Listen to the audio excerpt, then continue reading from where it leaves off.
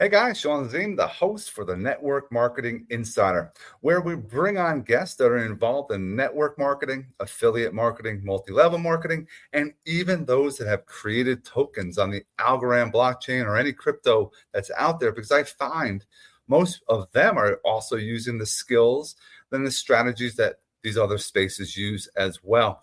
Couple housekeeping. If you're watching us on YouTube, don't forget, hit subscribe, hit the like button, drop a comment where you're watching from. The least you can do, guys, or hashtag live or hashtag replay if you really don't want to tell us where you're from.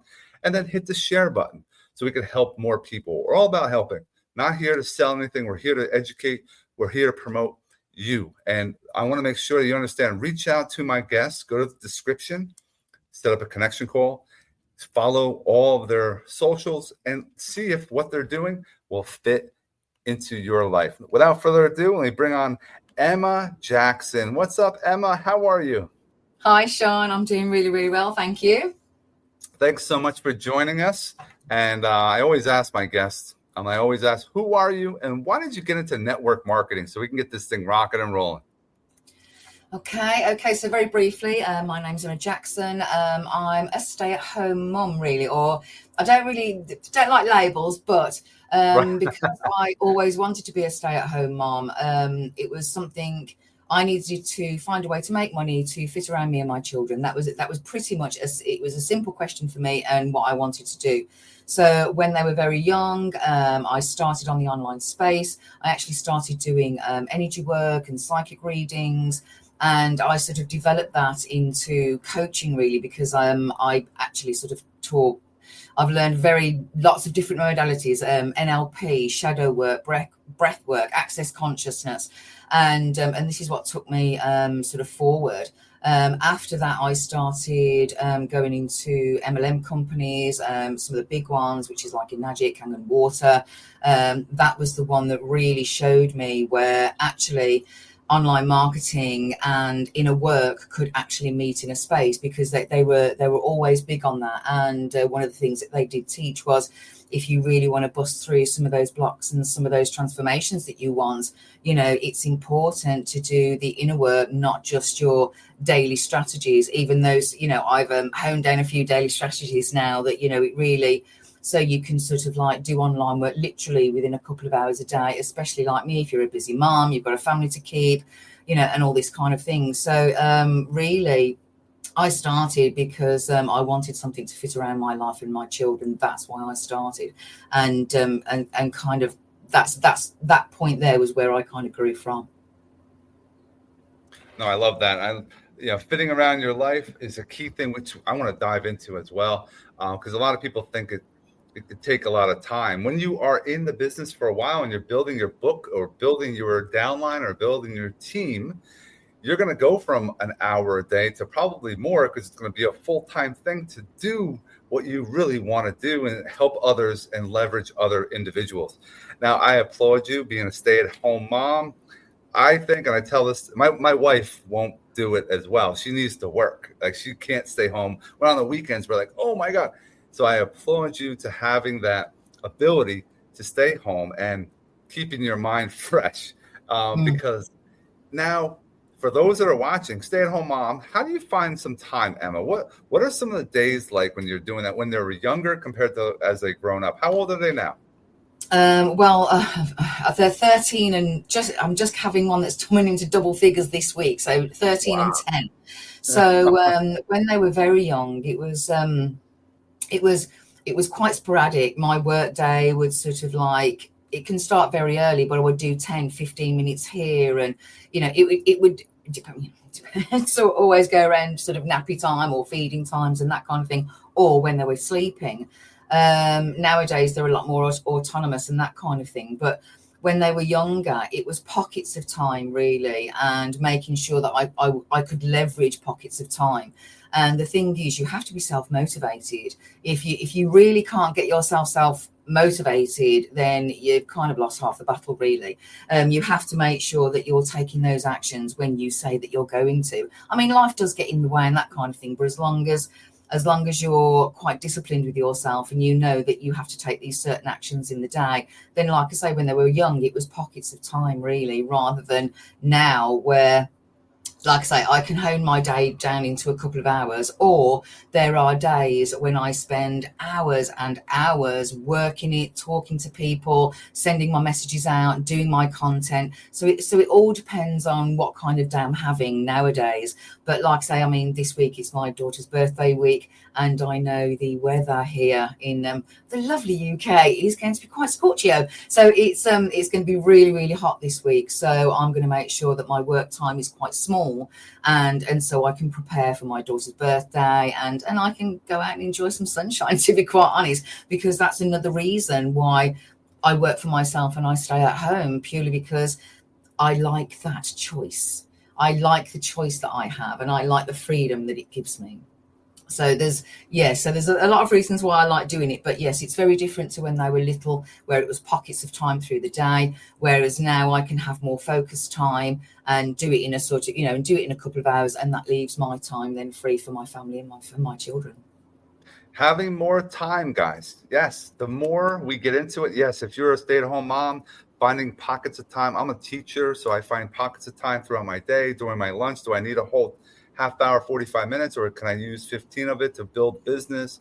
One of my preps, I could do so. So it's all finding that time. And I love how Emma was saying, being self-motivated. A lot of people have to be pushed. And people say, well, I want to sign up everybody. No, you don't want to sign up everybody. You want the ones that are going to put the time in and work. If they just sign up just to make you happy because you've been harassing them over a course of time just to get them on board, not worth it. Not worth it, guys. You want to put some time in with those that want to build. The builders, we're going to help you exponentially grow your business. Now, you were involved with some network marketing over the years, multi-level marketing. What are 3 skills that you think someone should focus on when they first start? When they first start, if there is any kind of training to do the training. Do the training and follow. You know what I mean? Do the training. You can't just kind of throw yourself in there and think, right, I know what I'm doing, and I'm just, no.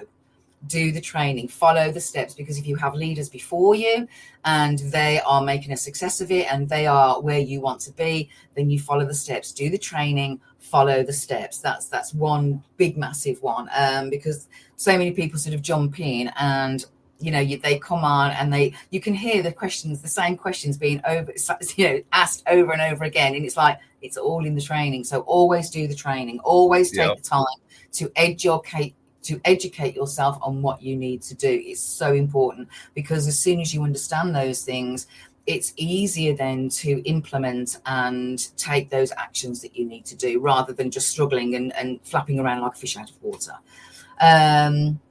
Another one would be is try and change up your mindset. If you're coming from a employee mindset, if you are just starting and you're doing your bog standard 9 to 5, which absolutely there's nothing wrong with that, and you're doing a side hustle, then oh crikey, I've just forgot what I was going to say. It's important to get out of that employee mindset into the entrepreneur mindset. It is very, very different, because one really is an order follower, and the other one, you have to turn yourself into a leader. You have to make sure that you can move forward and you can duplicate and show whatever you need to with the team that you're building. So it's inner work and mindset, I feel, is absolutely important, because being a coach, people can come up against so many blocks and obstacles, and not within the environment, actually within themselves, whether they think they're worthy enough, good enough, smart enough. And you come across procrastination, and people get stuck, or they're a bit shy and they don't know what to do with social media, or they don't know how to put themselves out there on social media. So there's a lot of, it's do the inner work. If you find that you're stuck, ask for help. And so many people can be independent or too independent, and it's like, no, honestly, ask for help. It's such an easy thing to do. And like I say, the answer usually is an easy one, or just something that, you wouldn't normally think of, but always ask for help, because the help's always there usually, that I find. So like I says, follow the leaders, do the training, flip your mindset. What's another one? Take the action. Just take the action. Do the video, make the post, take the action, reach out to the people, whatever it is that you need to do, take the action. And like I say, flipping that mindset, rather than sitting there and binge watching a series on Netflix. Done it myself. So rather than sit there and just binge watch, you could be reaching out to people, you could be writing a piece of content, you could be learning about yourself, or or learning about the company that you're with. So there's always, when people say to me that they don't have time, you can always make time. There's always time somewhere, always. Even if it's sitting in the car waiting for your child to come out of school, 10 or 15 minutes in the car, just having a quick play on social media or your socials. And that makes a big difference. Well said. Those are massive value right there. I agree with you. The personal development, self-development, you have to continuously work on. Yes, you should ask lots of questions and using those pockets of time. Yeah, my wife and I have been watching that Mom Talk on Hulu, the Mormons that are in Utah. Wow. Can you get sucked in? People get sucked in and they watch over and over and over. Or you can, and I'll do it once in a while with my wife, and we'll watch something for a period of time. But then before it and after it, I'm actually on there on social doing a lot of direct messaging. What are some value that we can provide for those that are watching? So you brought up video, social media. What are some angles that we can kind of share with people, little tips or strategies that can help them grow their socials? I'm really glad you asked that, because this is something that I find a lot of people actually don't do, or actually don't understand. And I'll take Facebook just for an instance, because most people know what that is. Instagram is a slightly different beast, and so is TikTok. Facebook, if you're just starting out, Facebook would be the one that I would say go to, because it's easy, it's intuitive, you can reach more people, you can speak to more people, and it doesn't sort of necessarily require too much sort of tweaking like Instagram and TikTok need. Mm-hmm. So with Facebook, start with that. And an easy thing to remember is interaction and engagement. It isn't just about getting stuff on your posts and your content. If you want people to see your content, you need to go out there and interact with your audience, with the people on your feed. You need to like their posts, you need to comment, leaving meaningful comments, not just hi or great or something like that, something that actually means something to the post and something to the person, so they're more likely to engage with you. And once that happens, Facebook loves that. It rewards you for that interaction, for that engagement, for those meaningful comments. And the more you do that, the more it will push you out to more people. And that's a very, very simple one to do. Now, I have a little bit of a hack here. So, I mean, I always found when I was looking for my niche and looking for my people in groups and that kind of thing, it didn't bode well for me. It never really worked. So how I find my niche is when I'm interacting on all those posts that I like, because on my feed I've got like-minded people, we talk about the same things, whether it be coaching or I like gardening and things like that, and or even the state of the world, so you've got people on your feed that you have a lot in common with. So when I'm interacting on these posts, I tend to click onto where you put the likes and the loves, and then it brings up a list of people. Now, these people that are interacting on the same post are more than likely to be your people too. So you can then go down that list and hover over and see their profile, just quickly to see who they are and that kind of thing, and see whether you can just add them as a friend. And I tend to find my audience and a lot of my tribe and people there, because I'm interacting on the same post that they are. So they're more likely to like the things that I put out. So that's a really easy hack that I found. If you don't really want to go into the groups, or you find that in a lot of affiliate marketing groups and that kind of thing, it's just a lot of noise because you can't get seen. So that's my little hack really. So rather than go into groups when you first start interacting with the people that interact on the same post that you do. And also, a big tip that I've learned, I mean, if you've heard about attraction marketing, which you probably have, there's a lot of people out there doing attraction marketing, but also a lot of people that don't. So, but there's a bit of a divide with people that say, oh, I do attraction marketing and I don't have to jump into people's inboxes. I don't have to reach out to people. I actually think that's quite rubbish. That's a lot of rubbish, because with the attraction marketing, you can put your content out there and you can get lots of engagement and lots of comments, but not necessarily lots of people jumping into your inbox, which is what they promise. So, but also with network marketers, what they say is you do need to reach out to people, you do need to send messages, you do need to send your emails, so and that one. So there's a divide there saying you've got to do this or you've got to do this. And I always thought, well, why? Why should I choose? I don't need to. So it's like with the attraction marketing, anybody that likes, loves, and comments on my posts will happily get a message from me because they're already interacting with my stuff. So that kind of gives you an open invite to go and talk to people.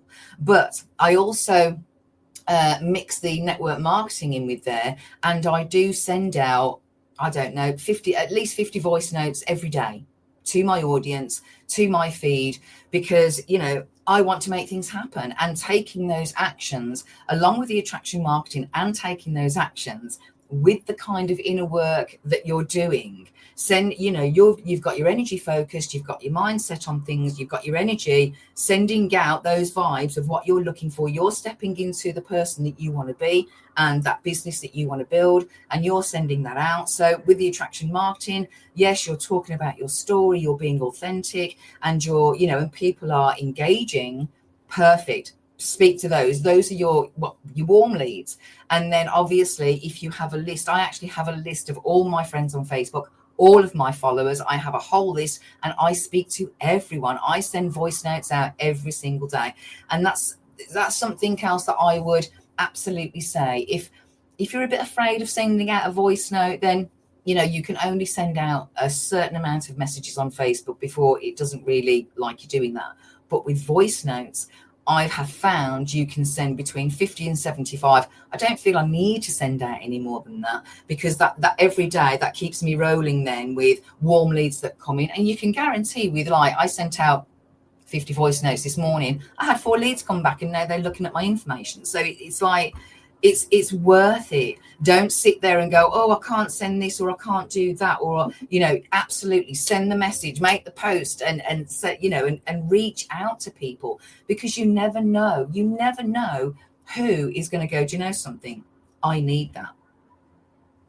That's true. I always say that you're always working through people. I'm not trying to pitch Emma.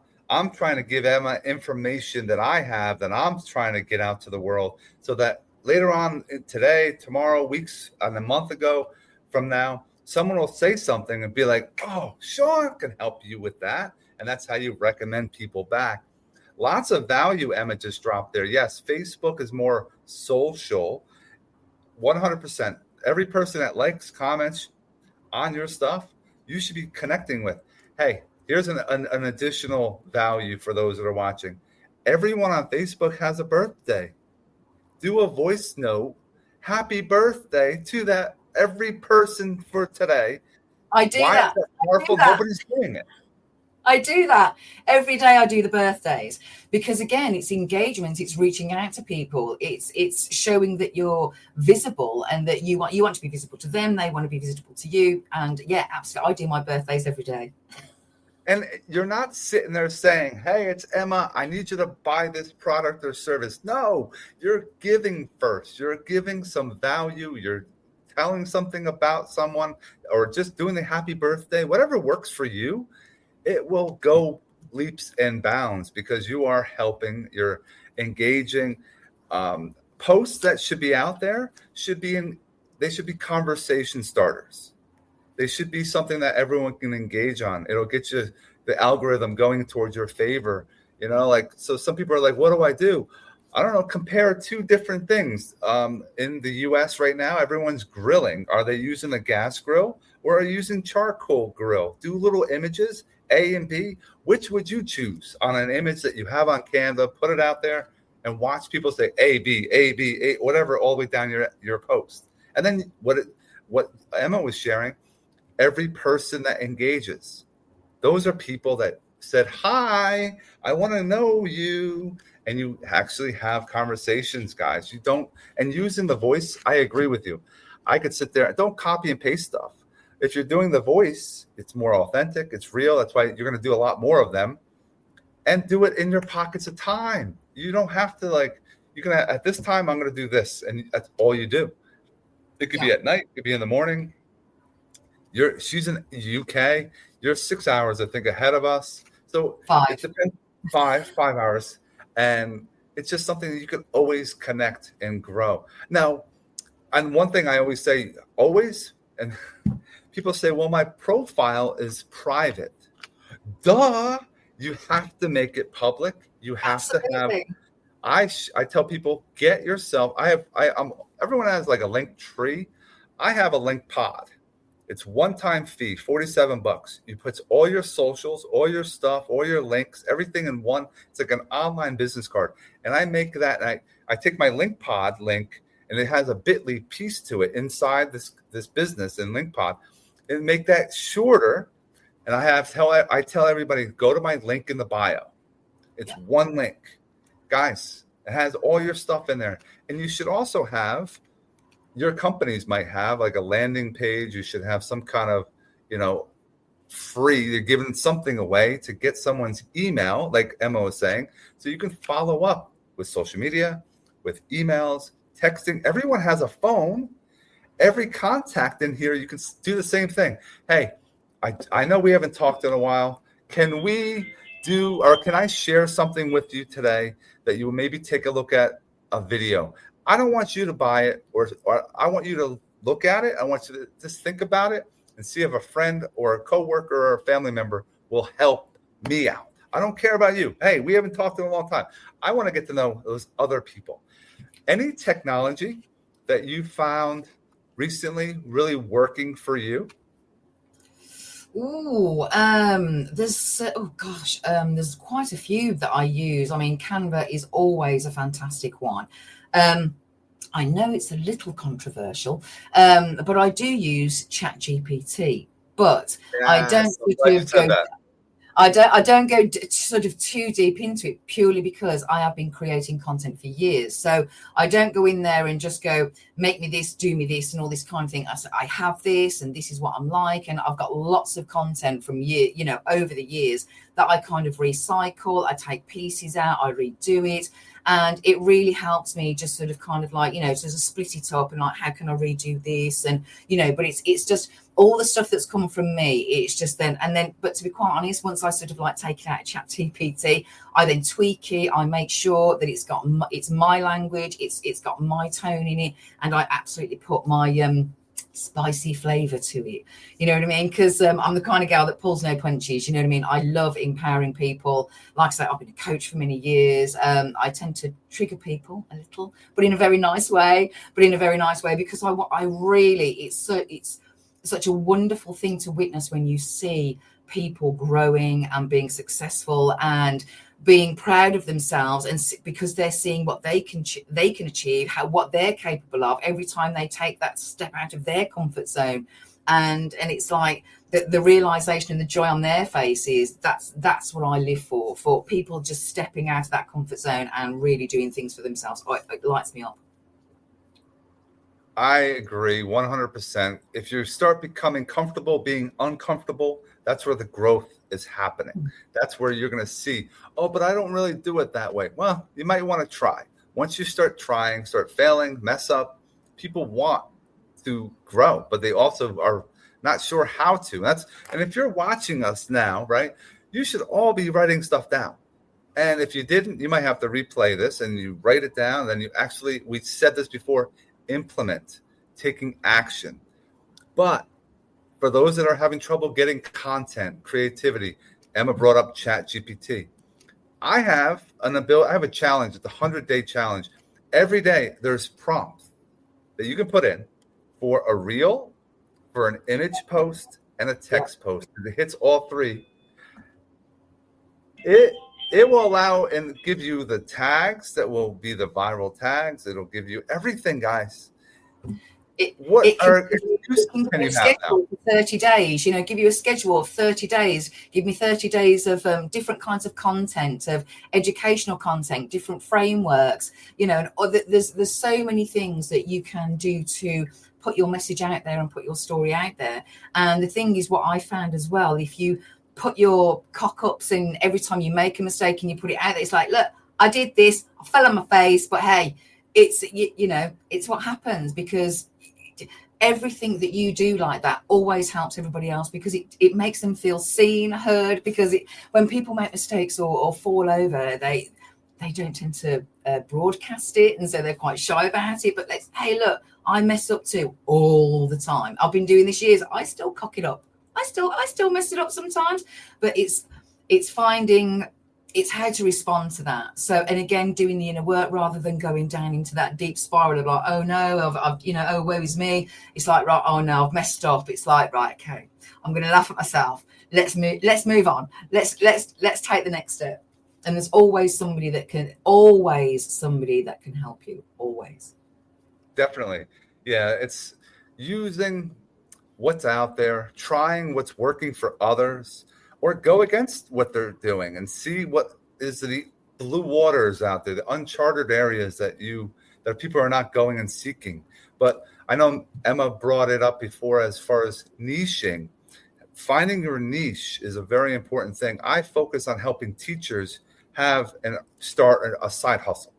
And that's what I want to focus on, because I found teachers are great as far as having discipline, but they also don't understand they're living, some of them, paycheck to paycheck, and having $100 a month, $500 a month, 1,000. You can make more, depends on what kind of work you're doing. And we're never like putting those, there's nothing's guaranteed.